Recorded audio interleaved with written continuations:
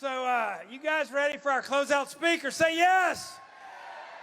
Okay, we certainly saved one of the very best for last. The guy you're about to hear from has become a hero of mine in this business. I've watched him literally since he started in network marketing 13 years ago. He met his beautiful wife, Shannon, in their first company, became uber successful in that company. And, you know, I have a dear, dear friend who's a billionaire with a B. He became a billionaire and he never borrowed a penny and nobody ever gave him any money. And he built a network all over the world. And I asked him the other day, I said, what's your secret? He said, I worked on me, I worked on my business, and I served people. I worked on me, I worked on my business, and I served people. This is the hardest working guy that I have ever met in network marketing. If you follow him on social media, he is literally in a different, not city, but country every time you turn it on.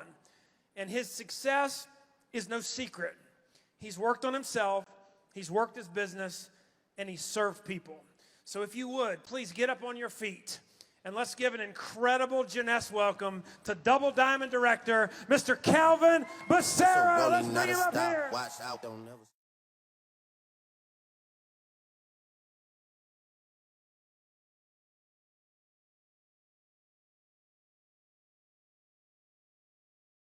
You come out to the right soundtrack, right? That's when you know it's going to be a good night. So first, I just want to tell you how humbly proud I am, and honored I am to even be edified by my peers on the stage before I walk up. Someone like Jason Bournet, one of the best speakers I've ever seen in my life, and also one of the hardest working network marketers I've ever witnessed.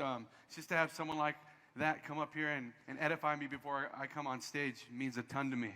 So I can only hope and dream the same happens to you as you grow your business and as you grow yourselves personally and as you guys develop leaders, not just here locally, but all around the country, all across the country, all around the world. So one day you can take this stage and you can train your peers and you can share your story. I'm excited to be here tonight. I wish my wife Shannon was here with my beautiful kids. Usually they're sitting in the front row. You know, my little girl Londyn's usually screaming, "Go, Daddy!" But they're in travel soccer now as they're getting older, and they have some soccer tournaments, and I hope my wife can make it tomorrow when we have our Roaring 20s party. It's going to be a good time. But I was asked today to speak on leadership and actually developing leaders. And I was thinking to myself about developing leaders. How does one develop leaders? And I was really thinking, and I only want to share from my own experience on how leaders in my team come to become who they are, and how leaders are just created. And over the last 13 years, I'm extremely proud of the people within my organization who matured in the business, who were patient in the business, who started from nothing, not from another network marketing company or not a leader from here or there, but the ones that really started from nothing as non-networkers who maybe were in traditional business before or who just had big dreams, and they matured into the leaders they became and became big leaders in our business. And I'm just thinking, and the only answer that I can really give is that they became leaders from watching me, just leading by example. And I would say that people don't listen with their ears in this business. People listen with their eyes. They're always watching you in order to find out what to do. No matter what I speak about on stage tonight, at the end of the day, people are going to be watching whether I do the things I talked about that night. And when I follow through with action and I follow through with the activities that are going to help me become successful, that's what they follow, right? People listen with their eyes, not their ears in this business. And when I was thinking about the levels of leadership in order to become a leader, I was thinking that in order to create leaders, you have to first become one. And it's a journey, it's a process, it's not going to happen overnight. And it's a story that you're going to be able to tell over and over and over again the entire way, which is me taking the stage over and over again on different places, different parts of the world, speaking in front of my peers about different things, but it's just all the parts of me becoming a leader my entire experience. And I've been able to break down the levels into 4 different levels, which I want to share with you guys tonight. And while I'm sharing the levels, I want to kind of share with you my story and my experience on how I was able to come up with these. Now, the first level of leadership, I would say, is the student, because that is someone who I've always been since the very beginning. You know, prior to network marketing, I was a mortgage and real estate broker. I had a very successful company in Southern California in my early 20s after I graduated college. And even before I became successful, I was a student in that business. I knew nothing the first day I started in that office after I got my degree, graduating from college, but I was a student and I was a sponge, and I sat there and I listened to the people on the phones. I listened to how they spoke to their clients, how they overcame objections, and how they ran through obstacles, and how they became successful. And that's how I learned everything. And I started off as a student. It's the same way that I started in this business. I forgot about all my success before when I started in network marketing at 26 years old in 2007. I didn't care about how successful I was before, because here I knew nothing. I was back to the beginning, but I knew how to become successful because of my previous experiences. And I became a student, and I self-educated myself, right? The first step of becoming a leader is just becoming a student. It's about being a follower first, following the leaders. What are the successful people in my company doing to have success? What can I learn from them? Where can I get information? I never waited for my upline or the people that were successful in my business to call me up, to give me information, to give me tasks and assignments to accomplish. I went out there and I figured it out myself. I went out and I found the information myself. I went on the internet. I went on YouTube. I looked up the leaders. I watched their videos. I listened to their conference calls. And I learned that way, and I absorbed all that information every single night. Not so I can go out there and share that with the world, but so I can build up the belief in myself. Because when I went out and shared the business with people, it wasn't about giving them too much information. It was just about sharing my passion and my belief. Like everything I was saying, they didn't even hear coming from my lips. They read everything through my eyes. They saw my excitement and my belief, and they were like, I don't know what it is, but I want to know more. And that was from me just self-educating myself the entire time. And I would never miss an event when I was brand new, that first level. Whenever anybody flew from anywhere that was successful in my country, in my company, you know, and it was a local event, I'd get to that event no matter who they were. And I would sit there and I would listen to them. I would take notes. And I wasn't afraid after the meeting was over to go up to them and ask questions. Where'd you get this information? How'd you come up with this? What do you do in this situation? And I would ask questions, and I'm picturing myself as I'm telling this story just as a 26-year-old kid at those meetings with giants in the industry, with people who were just extremely successful and who are my friends today. And I would just ask them questions. And most people, when they get started in this business, they want to be noticed and they want to be recognized right away. If they aren't noticed, they quit, right? But I had to really understand that nobody knows who I am yet. I would have to earn that, and that would come at a whole different level of leadership. No one knows who I am. I would have to invest in myself to earn the right for people to know who I am. And above and beyond what I can learn in my company, I would invest in myself. I knew that a part of this business was about me becoming a speaker, and me sharing the plan, and me talking to people, and me meeting strangers, and me opening my mouth. But I was an introvert, right? Here on stage and here in this business, and when you see me do the Facebook Lives and the 90-day run, all that stuff, it looks like I'm just natural speaker and I'm just gifted speaker and I love to do this stuff. To tell you the truth, I was the most scared person to even get up in front of my own living room to speak to 3 people about this business, right? My neighbor, I remember when I did my first meeting, he was like, Calvin, man, I need to nail your feet to the ground, and you need to start making eye contact with these people. You have a lot to learn. And for me, it was just about doing the things and getting better. But I remember I invested in a public speaking seminar my first month in this business, and it was $800. It was a Zig Ziglar public speaking seminar in Riverside, California. It was with one of his little trainers there, and I remember going there for a weekend and sitting through this seminar. And the very first hour we were there, they videotaped us and they told us to tell a story about ourselves. And I was scared. I didn't really know how to speak. And as that seminar progressed over the next 2 days, they would tape us and tape us and tape us, and they would teach us different skill sets. And by the time we were done, it wasn't that I became this incredible speaker, but the greatest thing it did for me was it developed me, it internally developed me, and it made me feel qualified to speak now.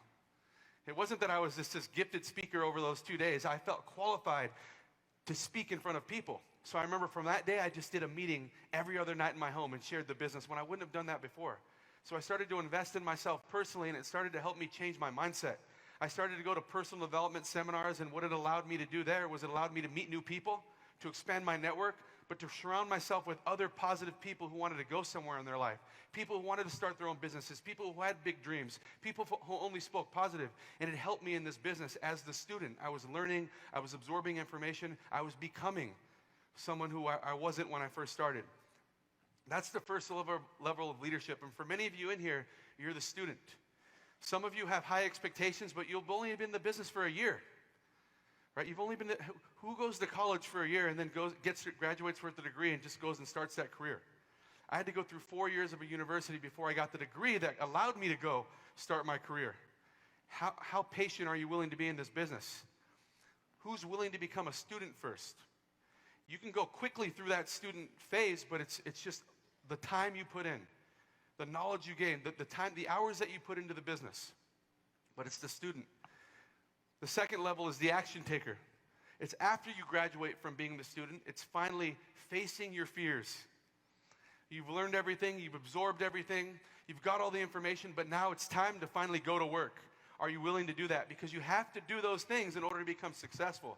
You have to have already identified the things that are going to help you become successful in this business, those income-generating activities, the prospecting, the growing your candidate list, the exposing people to your business and products, the follow-up, the follow-up, the follow-up, the exposures, the exposures, the exposures. Finally getting them to commit to being a customer or commit to them becoming a new distributor on your team. And then executing the correct new distributor orientation, putting them through a correct just phase of getting their business started, right? Those types of things. Promoting the events, getting butts in the seats, building your team, right? The action taker. And it's all about practicing, practicing, practicing. And what you're going to learn to do is fill up a calendar, because your calendar is going to become your best friend in this second level. Okay, the calendar will determine how far you go. The calendar will determine your success, right? If you want to know whether someone is going to have success or not, just look at their calendar. When people approach you and they say, you know what? Or they approach me and they say, Calvin, I've been in this business now for 90 days. I've been in this business now for a year and a half, 2 years. I'm not having the success that I thought I would have. That all the leaders are sharing on stage, that the people that are walking across stage, winning all these trips, I'm not having the success like them. And I always respond like this: show me your calendar. Let me see what you've been doing. Let me see the action you've been taking in your business. Let me see the hours you've been putting into your business. This business is no different than any other traditional business.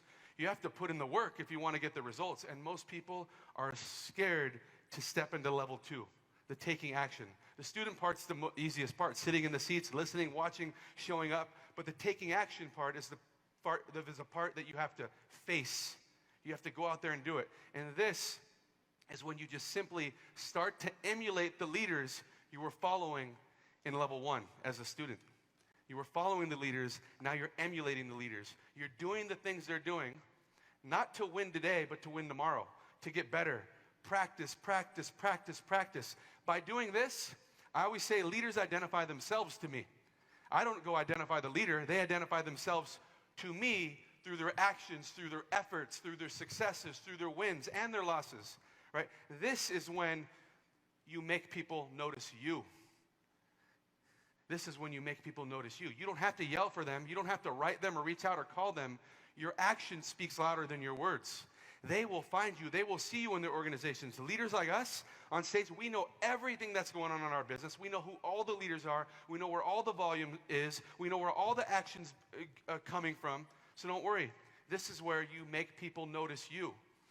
And in the first level, you're investing in yourself. In this level, you're investing your time now. The investment now in level 2, the action taker, is investing your time in doing the activities, doing those IGAs, those income-generating activities. And if you guys are watching me do the 90-day run, it's all about taking action over the next 90 days and just hammering those income-generating activities, finally focusing on moving your business in the right direction. But level 2, investing your time, filling up that calendar, okay? It's all part of creating leaders you're becoming. They're watching who you're becoming in order to follow through on what you did. Then the next level, I call this the example. This is when you finally become the leader now. You went to work for a period of time. You went to work and you went to work and you went to work and you failed and you failed and you failed and you failed until you've become somebody. Right? Practice makes perfect. You eventually become that thing you want to be, but you have to take action. You've developed the skill sets now. You know how to grow an active candidate list. Right? You know how to share your company's presentation. You know how to share your product with your customers. You know how to follow up with people and follow through. You know how to enroll them the proper way and give them the right options to put them in a position to win. You know how to put them through the proper getting started series. And you know how to promote events. And you're always showing up to events. In this level of leadership, people are following you. They love you, right? They're emulating you now. They're your students now, but you're becoming the leaders, right? And in this phase of leadership, it's not just about investing your time now. Now you're investing in your business, okay? You're the one that's always at the events. You're the one buying the product packages. You're the one out there using the products to build your business. You're the one investing in plane tickets and hotels to go out and build in the fires of your organizations. You're the one jumping on planes. You're the one that's not afraid of reinvesting what you're making back into your business, just like a business owner. I can't tell you how long in this business I had to reinvest what I made back into my business in order to get it to where it is today. Okay? People are saying, oh man, these leaders make so much money in this industry, or they're doing so well, and the payout can be huge if you get the results. But you have to understand that we understand business, and we reinvest back into our businesses. If you see us flying all around the world and doing events and seminars and trainings and nonstop sacrificing time from our family, that costs money. Level 3, being the example, is you also investing in your business. But now you've become the leader. People know you as a leader. You're traveling around. You're speaking on stages around the world. I tell people that when you've mastered the skills, you can get on stage and train each one of them. That's how you know you've mastered something. When you can train on it, when you can speak on it, when you can teach it. Until you can do it, you haven't mastered anything yet. So you have to go to work on that. And when you become the leader, you can do those types of things. And then finally, the final level of leadership is the creator. I was asked today to speak on stage about creating leaders. And rather than me just come up here and just talk about creating leaders, I had to walk you through how leaders are created. I didn't create anything. I created the person I am today, and my team was able to watch that. They were able to witness that, and they continue to watch me do these things every single day that I just went through with you. And that's how leaders on my team are created, because they're creating themselves from watching everything I do and then copying it in the workplace, copying it in the field. Anything that I see going on in my organization, if I need more people joining my team, more people winning trips, more customers joining, more volume, I go out and do those things myself. I'm winning the trips. I'm sponsoring the people. I'm getting the customers. I'm growing new volume. And when my team sees me doing that, I'm always sharing all my wins, by the way. My team sees everything that's going on in my business, new people that join me, new leaders that join me. I'm sharing pictures. I'm sharing stories. That's what motivates my team. That's what gets my team to learn what they need to be doing. So when I see things in my business that need to improve, I go to work on them myself, and naturally they improve. My team follows. Okay? But the creator, this is where duplication is accomplished. This is the final level of leadership where you finally duplicated yourself, not once, but twice, 3 times, 4 times, 5 times. You can walk away from the business, and the business is still working without you. That's the creator phase. Right? You have created level 3 leaders, people that have developed skill sets, people that are constantly reinvesting back into their business, right? People that are leading by example, people that don't have problems taking action. You don't have to hold their hand. They're doing it with or without you. They're promoting their teams to get to the events with or without you, right? And you love your people.